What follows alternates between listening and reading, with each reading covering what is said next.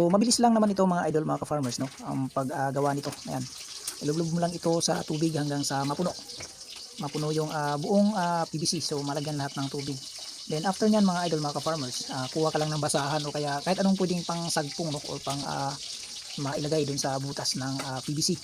Yan, dito sa amin ginamit namin ay yung uhot mga idol, no? Then after nyan, kuha ka pa ng isa pang takip mga idol, or pwede rin dito sako yung ginamit namin dito.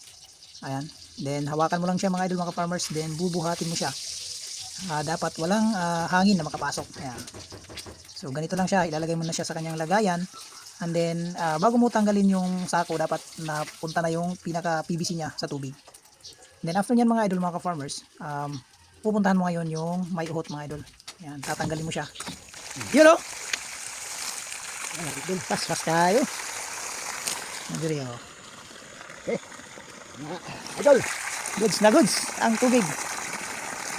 Idol, bilis, diba?